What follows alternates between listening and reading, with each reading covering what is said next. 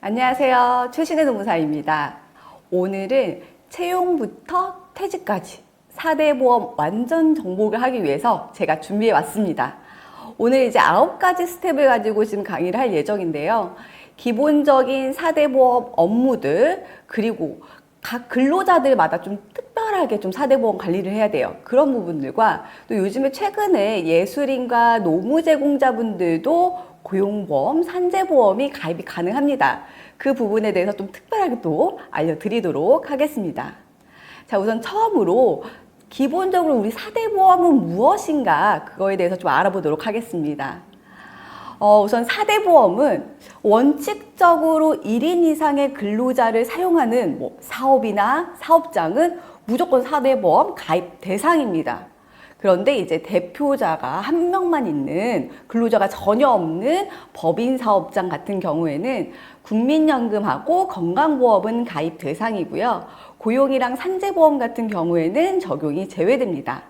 우리 4대 보험 중에서 우선 첫 번째로 국민연금이 있어요. 국민연금은 다들 알다시피 만 18세 이상, 만 60세 미만 근로자분들이 이제 가입이 된다라고 생각을 하시면 될 것 같은데, 회사에서 근로소득이 있으신 분들은 사업장 가입자라고 얘기를 하고요. 근로소득이 없으신 분들, 회사를 안 다니신 분들은 지역가입자라고 합니다. 이 사업장 가입자분들 같은 경우에는 국민연금 요거를 근로자와 사용자가 반반 부담을 하게 되고요. 근로소득자가 아닌 지역가입자 같은 경우에는 개인이 전액 부담하게 됩니다. 그리고 이제 국민연금 같은 경우에는 이제 거의 9%로 고정되어 있어요. 그래서 9%다. 요율이 이렇게 생각을 해주시면 좋을 것 같습니다. 자, 이제 두 번째 건강보험에 대해서 알아보려고 해요. 건강보험 같은 경우는 여기 계신 분들 다들 이제 병원에 가시면은 좀 이렇게 뭔가 금액이 조금 차감되어 있는 게 있죠. 이게 공단에서 이렇게 뭔가 지원되어 있는 거. 현물로 이렇게 조금 도움을 받고 있는 게 이제 건강보험이에요. 그렇기 때문에 모든 국민들이 가입 대상자다라고 생각을 하시면 좋을 것 같고요. 회사에서 근로소득이 있으신 분들은 직장가입자, 근로소득이 없으신 분들 같은 경우에는 지역가입자라고 합니다. 직장가입자분들 같은 경우에는 근로자와 사용자가 각각 반반으로 부담을 하고요. 지역가입자분들 같은 경우에는 개인이 전액 부담한다라고 생각을 하시면 좋을 것 같아요. 근데 조금 건강보험에서는 보수 월액에 대해서도 건강보험료가 나오고 소득 월액에 대해서도 나옵니다. 이 보수 월액 같은 경우에는 근로소득이나 아니면 다른 사업소득 이런 것들을 얘기하고요. 소득 월액 같은 경우에는 보수 월액을 제외한 나머지 부분에 대해서도 또 건강보험료가 나간다라고 생각을 하시면 좋을 것 같습니다. 올해 2024년도에는 작년하고 건강보험 요율은 똑같습니다. 7.09%고요. 장기 요양보험료율만 좀 달라졌어요. 0.9182%다라고 생각을 하시면 좋을 것 같습니다. 건강보험료 같은 경우에는 우리 3월 달에 보수총액 신고를 해요. 그래서 이렇게 정산이 있다라고 생각을 하시면 될 것 같고요. 다음으로 고용보험에 대해서 알아보도록 하겠습니다. 고용보험 같은 경우에는 근로자분들이 이제 대상자다라고 생각을 하시면 좋을 것 같고요. 근로소득자가 있으신 분들, 그리고 요즘에는 예술인분들, 노무 제공자분들도 가입 대상자다라고 생각을 하시면 좋을 것 같습니다. 고용보험에는 실업급여와 고용안정, 직업능력개발 사업이 있는데, 고용안정, 직업능력개발 사업 같은 경우에는 뭔가 사업주가 복지 차원에서 이 정도의 보험료는 지불한다라고 생각을 하시면 좋을 것 같아요. 그래서 이거는 근로자가 부담하는 게 아니라 사업주가 부담한다라고 생각을 하시면 좋을 것 같고요. 실업급여 같은 경우에는 근로자분들이 권고사직이나 해고를 당했을 때 나중에 실업급여를 받게 되잖아요. 그렇기 때문에 근로자와 사용자가 반반 부담이다라고 생각을 하시면 좋을 것 같습니다. 보험료율은 1.8%고요. 그리고 이 고용보험 같은 경우에도 보수총액 신고로 사후에 정산을 한다라고 생각을 해주시면 좋을 것 같습니다. 마지막으로 산재보험이 있어요. 산재보험은 이제 근로자가 이제 대상인데 회사를 다니다가 일을 하다가 갑자기 다치는 경우가 있잖아요. 그런데 회사가 이 다친 근로자분을 전액 뭐 치료해 줄 수 있는 뭔가 경제적인 여건이 갖춰져 있지 않는 회사들이 있다 보니까는 나라에서는 산재보험에 의무적으로 가입을 하도록 되어 있습니다. 그렇기 때문에 산재보험은 사업주가 100% 부담이다라고 생각을 하시면 좋을 것 같습니다. 산재보험 같은 경우에도 이제 3월 달에 보수총액 신고를 해서 사후정산을 한다라고 생각을 해주시면 좋을 것 같아요. 우리 이제 보험료가 나오는데 아마 고지서로 나오시는 분들도 계실 거고 아니면 카톡이나 문자나 뭐 이메일로 오시는 분들도 계실 거예요. 근데 이 고지 방법을 바꾸려고 한다면은 건강보험공단 사이트에 가서 바꿀 수밖에 없어요. 왜냐면은 우리 4대 보험을 뭐 징수하는 것들은 다 건강보험공단에서 수행을 하고 있기 때문입니다.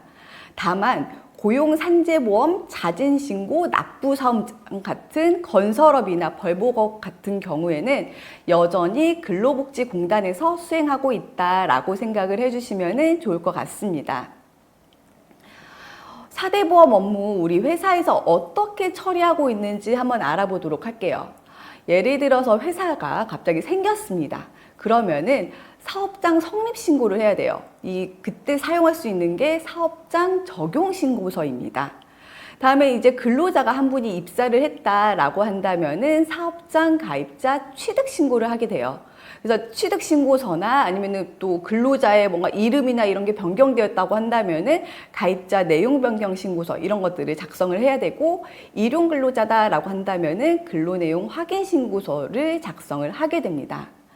다음에 근로자분이 퇴사를 했다라고 한다면은 사업장 가입자 상실 신고를 하는데요. 또 이제 실업급여 받을 수 있는 대상자다라고 한다면은 피보험자 이직 확인서도 이제 작성을 하게 됩니다. 마지막에 이제 회사가 너무 어렵게 돼서 폐업을 하게 되었다라고 한다면은 사업장 탈퇴 신고를 하게 됩니다. 이게 이제 전반적인 4대 보험 업무의 전체라고 생각을 하시면 좋을 것 같아요. 우리 오늘은 이 각각의 이제 4대 보험 업무에 필요한 서식들이 있을 거 아니에요. 왜냐면 신고서를 작성을 해야 되기 때문에 이 신고서들을 어떻게 작성을 하는지 좀 알아보도록 하겠습니다. 우리 이제 서식의 종류에는 공통서식과 고유서식이 있습니다. 공통서식은 4대 보험, 국민연금, 건강보험, 고용보험, 산재보험 모두 똑같이 사용하는 서식이 공통서식이에요. 뭐 여기에는 사업장 적용신고서, 뭐 변경신고서, 그리고 직장가입자 자격취득신고서, 그리고 직장가입자 자격상실신고서들이 있습니다. 그다음에 고유서식이라고 하는 거는 그 공단에서만 사용하는 서식이에요. 그래서 이 서식 같은 경우 예를 들어서 국민연금 같은 경우에는 연금보험료 납부 재개 신고서, 건강보험 같은 경우에는 피부양자 자격 취득 신고서, 그리고 고용보험에서는 이제 피보험자 정근 신고서나 이직 확인 신고서가 있습니다. 그래서 이 고유 서식 같은 경우에는 그 공단에서만 사용하고 있기 때문에 이 업무를 처리하기 위해서는 그 공단에만 신고를 해야 된다라고 생각을 하시면 좋을 것 같습니다. 이 신고 방법은 뭐 방문을 해서 갈 수도 있고요. 우편이나 뭐 팩스, 뭐 EDI를 통해서 다 가능합니다. 저 같은 경우에는 보통 팩스와 EDI를 많이 사용해요. 아마 지금 강의를 듣고 계시는 분들도 EDI를 많이 사용할 거라고 생각이 듭니다. 하지만 이제 우리 기본적으로 이 서식들을 쓸 수가 있어야 EDI도 사용할 수 있기 때문에 오늘 한번 좀 알아보도록 할게요.